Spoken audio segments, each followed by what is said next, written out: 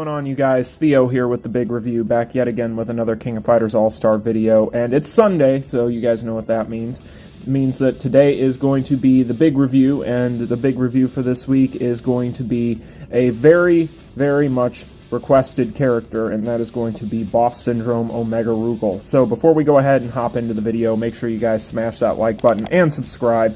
It helps me out a ton as a new YouTuber as I continue to try and climb to 500 subscribers.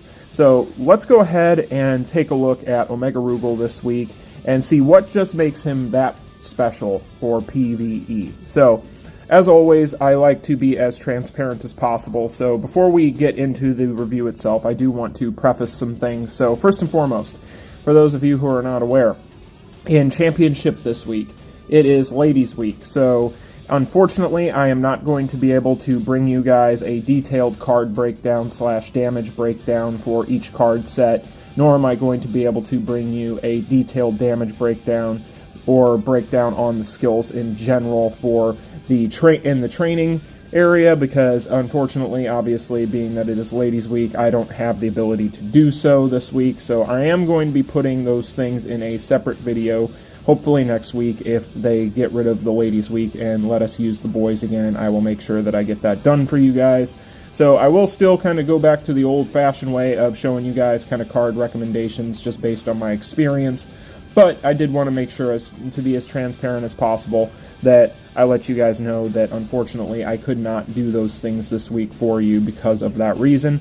So I digress. Let's move on. Let's talk about Boss Syndrome Omega Rugal. So first thing, as always, we like to talk about is going to be the leadership skill, and his is pretty basic. It's going to increase attack of all fighters by 45%, so he has a nice flat 45% attack increase to anybody who is underneath his umbrella on his team. So yeah, overall it's okay, but really you're going to be using other characters to lead him whenever you are doing some of these harder dungeons. So let's go ahead and take a look at his cores, and that's really where you start to see him shine. So first and foremost, at the top, you're going to see power gain.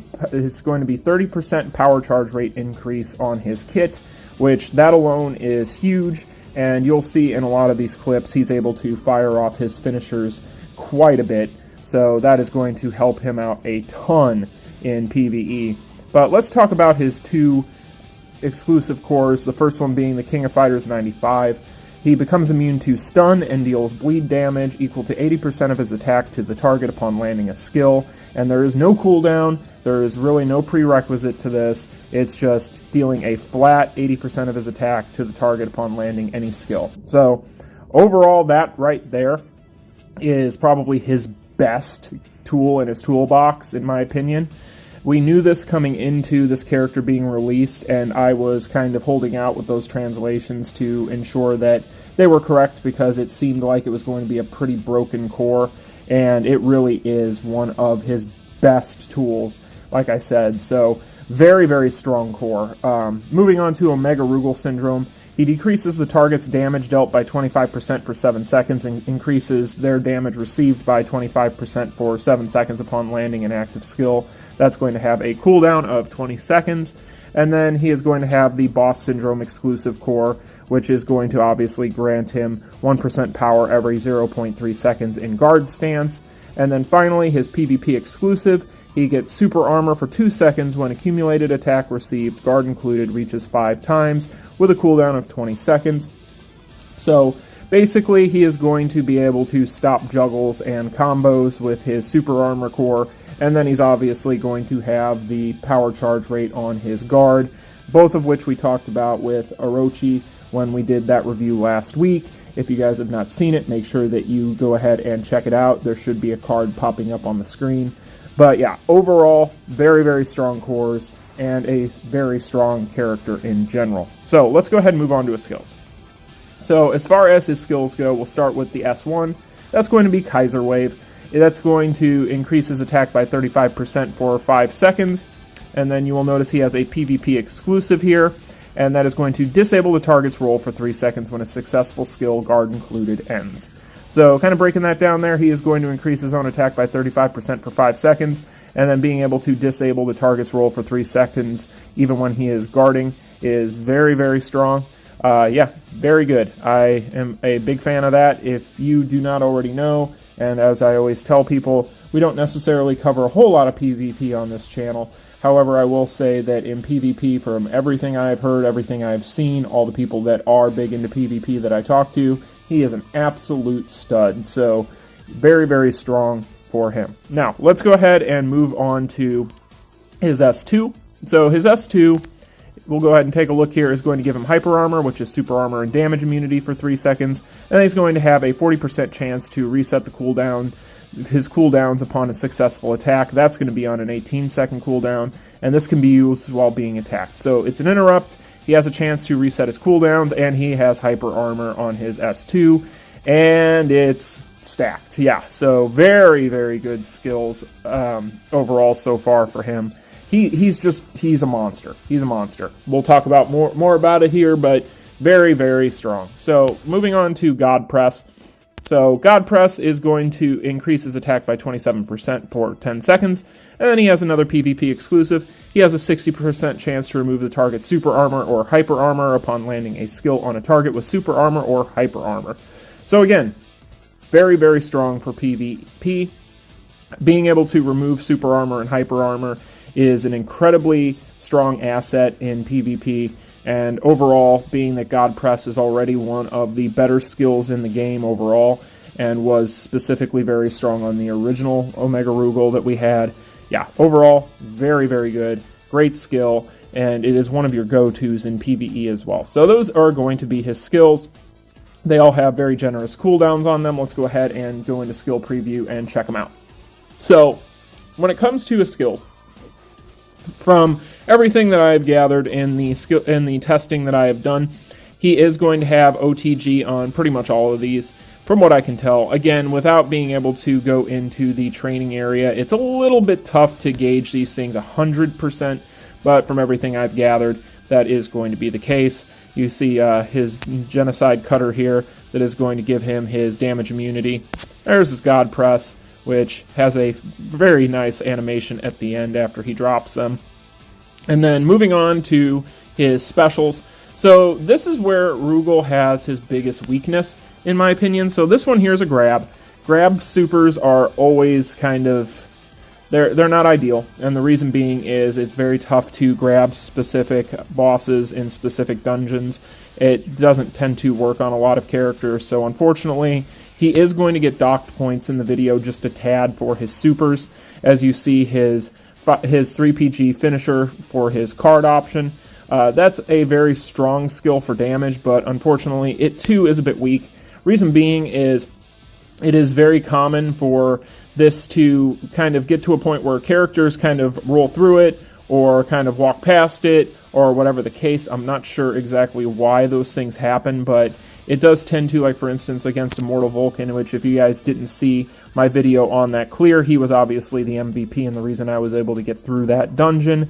However, you will notice that a lot of times the bosses will kind of walk right through it, so it doesn't obviously hit behind him. It's not full screen, so yeah. But then you saw his last finisher, which you're pretty much never going to use. But anyway, that is his finisher skills.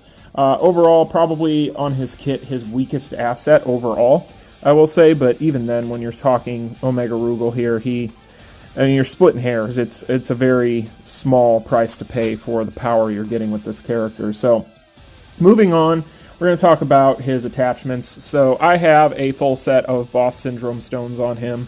You can use other stones if you want to. Specifically, if you want to go ahead and use stones that are going to be for blue attack types, that is very good as well. Being able to give him the extra 15%. You'll want to go for the ones that give the extra bleed, probably. But yeah, overall, pretty good. And then on his cards, again, I cannot show you guys as in detail as I would like to the different damage outcomes for these card sets, but really what I would say is it's going to be standard fare.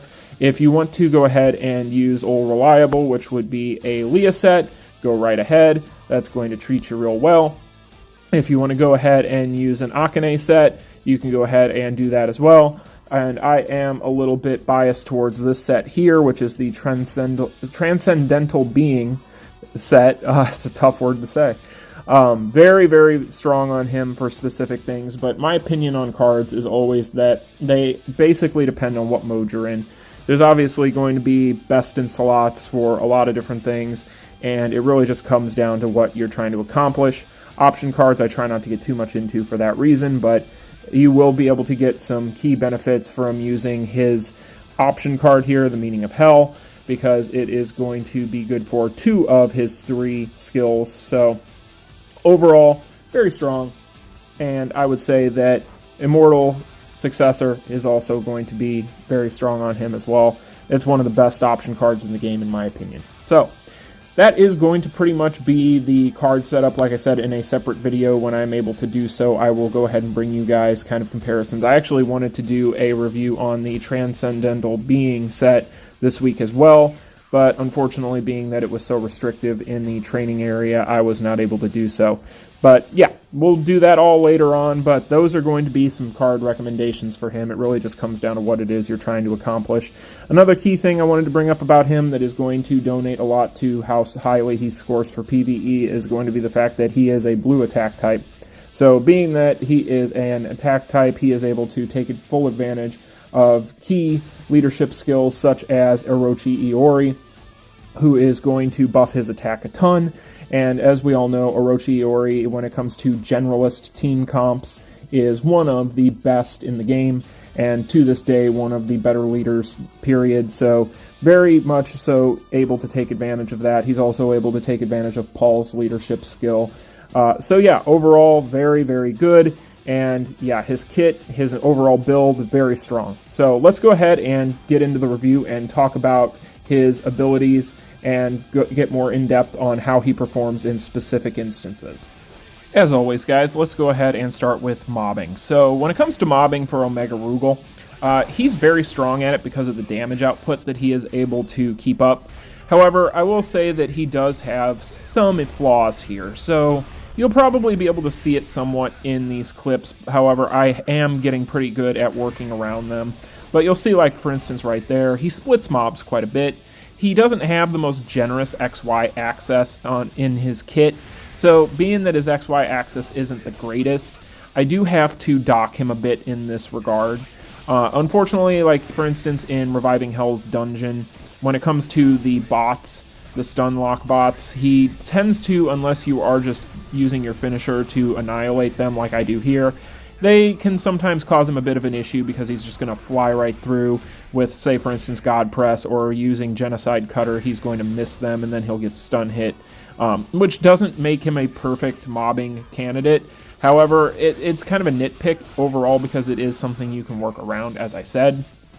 He's strong enough to make an extremely good time attack character as well. Even for me, who I'm not ever going to say I'm an expert at time attack, and I have not admittedly been able to use him a ton in it, I will say that he is phenomenal in it because he's able to cancel most all of his skills, and he is very fast, and he does a ton of damage, so his one-tap potential with mobs is very strong. But overall, I would say that he does have a little bit of an issue here. However, it isn't anything to where I would necessarily dock him like a full point. I think that it is something that you, like I said, can work around. But outside of that, he is going to be really, really strong in this regard. And at the end of the day, he's just one of those characters that you are going to have to kind of think about what you're doing just a tad. He's not going to be like a Mr. Karate, for instance, where he pretty much has such a generous XY axis on his skills to where he can just kind of use whatever skill he wants and group up all the mobs and just take them out. He's not going to have that ability, but overall, I would say that he is going to be extremely strong for you in this regard if you are wanting to use him for this. I would highly recommend him for it in general, and kind of just look at this as kind of a small downside to an otherwise nearly perfect character. You know, not any character in this game is going to be without its flaws. You know, you're going to have a few things here or there that are going to be nitpicky, or things that you can kind of point to and go, okay, well, this character isn't as strong as other characters in this area, and so on and so forth. But at the end of the day, I feel it is fair to dock him just a tad there. So that is why I am going to go ahead and do so. But outside of that, just learn to work around it and you'll be fine. You learn to rely on your finisher in reviving Hell's Dungeon mobbing and you'll be just perfectly fine. So I'm giving him a 4.5 out of 5 in mobbing. So moving on to bossing. So when it comes to bossing, Omega Rugal, he does not care who you are. He is going to try and kill you. Omega Rugal in bossing is a absolute monster, and he is a incredible generalist as far as we can tell. He's already proven his stripes in this regard. If you guys did not see my Immortal Vulcan clear, I highly recommend you do so. I actually put a small clip of it in this montage. But when it comes to his RHD mobbing, he's just going to bully whatever's in front of him, and he's going to do so much damage that they don't even have a chance. His juggling capability, his awakening rotation, everything about his kit for bossing is just, it's nearly perfect. He is held back slightly, and I do mean slightly, by the fact that his finishers, as I've already touched on, are not the most reliable things in the world. You know, a grab finisher in general is going to dock you points against some bosses. However, this is a rare instance that because of his pure damage output, I am not going to dock him really in any way, shape, or form for these things, because he has another finisher with his card finisher that's a 3 PG. If it would have been a 5 PG, I would have. But being that he has a 3 PG finisher, I am not going to be docking him because 9 times out of 10 you're using that anyway. And at the end of the day, he absolutely just can crush these things. He is one of the very few characters in the game that you can look to in a generalist role for most of these bosses and just go, well, is he resisted by this boss? No. Okay, then I'm using him. He's that type of character. I've already said he works well with Orochi Ori, which is always a huge boon for any character. He's very strong in the guild raid as well. So at the end of the day, I can't really see many characters performing better than him as generalist characters for bossing. So I am definitely impressed by him in this area. I think it's probably in PvE his strongest asset as a character. And I definitely feel as though if you have him, you are going to be using him for most bossing content in the game. That is why I am giving him a full 5 out of 5 for bossing. So let's go ahead and move on to PvAI, and you probably already know everything I'm about to say. If you couldn't already tell, I am such a big fan of how this character performs overall that in PvAI, it's a pretty much foregone conclusion. He is going to bully everybody. He doesn't care. I've had so much fun using him in PvAI. He's one of those characters, you just take him in and he just annihilates whatever's in front of him. His damage output is so insane that he really couldn't care less what he's looking at. He's just going to stare it down and boss it around. And honestly, I think if there is a overall final boss of PvE, it's Omega Rugal. I'm curious to see where they go from here with boss syndrome characters, because he's already such a strong character that, for instance, I've already seen people talk about, well, what happens when we get boss syndrome Gonets? Like, can you imagine? But yeah, he goes in and he just beats up on everything, and I can't really find a major flaw for him. I know for a fact that he is one of the better PvP characters already, and in PvAI, where it's significantly easier to win, he doesn't care. He just goes in and he does his job. So, yeah, I mean, there's not much I can add to kind of my conversation with him other than saying that, you know, he's a 5 out of 5 for PvAI. He's just a bully. So, overall, that is going to be the review, and this all boils down to a 4.75 out of 5. Let's talk about why. Have it, guys. Going ahead, and I am giving Omega Rugal a 4.75 out of 5, which is basically what his scores average out to at the end of the day. So, reason for his strengths are there's a lot. Overall, I would say that really the only downsides to Boss Syndrome Omega Rugal are going to come down to he has somewhat weak finishers for PvE. His card finisher is going to be a little bit unreliable at times. Not very often, but it does happen, so I do have to point that out. It's not as strong as other characters. It's not a full screen finisher, so then obviously his normal finisher is also going to be a grab, so I have to dock him a little bit for that. And then he does split mobs quite a bit. Now, there are obvious workarounds that we've already talked about, but overall, those two things do have to dock his score just a tad. But do realize that really those are his biggest flaws. Overall, he is a phenomenal generalist for PvE content, and I did give him the exact same score as I gave Dellen's. I am not a person that believes that you deserve a perfect score unless you're perfect, and in my opinion, there is pretty much not a perfect character in this game. But, you know, at the end of the day, if you're going to look at a 4.75 and be disappointed in that score that I didn't give him a 5, then do realize that that's as close as it gets to perfect. I mean, there's nobody in this game that I would give a 5. Everybody has their slight issues, their slight indiscretions, and he doesn't deserve, obviously, a fully perfect score because he's not a fully perfect character, but he is darn close. So don't think that I am, you know, hating on him in any way, shape, or form. I love Rugal in general as a character, and I think that that is a very fair score for him overall. But there's something else I do want to talk about, and I do want to talk about a little bit the fact that, you know, I didn't give my full thoughts on the boss syndrome situation in the past because I wanted to wait until this video when I had reviewed them both to give my full thoughts and to get my own opinions kind of put together on this. And overall, I will say that, you know, I think I've talked about this in the past. I hope that they don't bring these boss syndrome characters out a ton. I hope that this is more of a special case where we get these a couple times a year. And I hopefully they'll rerun them as well. You know, really, I do think that boss syndrome characters are going to be on par with collab characters, or at least these two are, meaning the Omega Rugal and the Orochi that we just got. And I don't want to see this become a situation where we see these guys too often because, one, it's very tough for free-to-play players to keep up with releases. And boss characters tend to be fan favorites quite often. For instance, if they come out with a boss syndrome Geese or a boss syndrome Ash that happens to be Dark Ash, or they come out with a boss syndrome Magaki, or any of these characters, it's going to cause people to feel the fear of missing out quite a bit. And I don't want people to be in that position.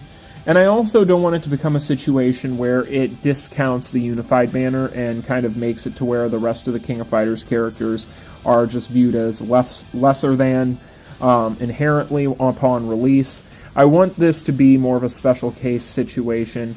And if they do decide to bring these guys out more often, I do hope that they, one, re-release these guys periodically so that people can take advantage that were blindsided upon their initial release. I'm sure that they will at some point.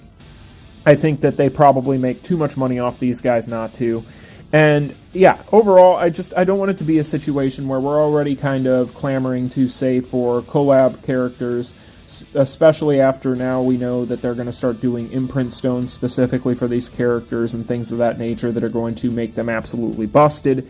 I don't want it to be a situation where the unified banner is a complete kind of just afterthought. So hopefully they don't do these guys super often, but I do like the idea of them. I am happy that they're doing these things because I think this is a cool way to release kind of stronger versions of weaker boss characters that might be a little outdated in the game. But yeah, overall, as long as it doesn't become too often to where it becomes unwelcome, and as long as it doesn't kind of completely discount every other character in the game, then I'm okay with it. I would much prefer to pull for characters like this than a lot of collabs, to be honest. Like, for instance, if we would have gotten a side-by-side, if we would have gotten a 7 Knights collab alongside, you know, these guys, or 4 of the boss syndrome characters, for instance, I would far prefer to pull for them because I'm here for King of Fighters. I'm not here for 7 Knights or any of those other things. Not saying I dislike 7 Knights. I in no way, shape, or form dislike those characters.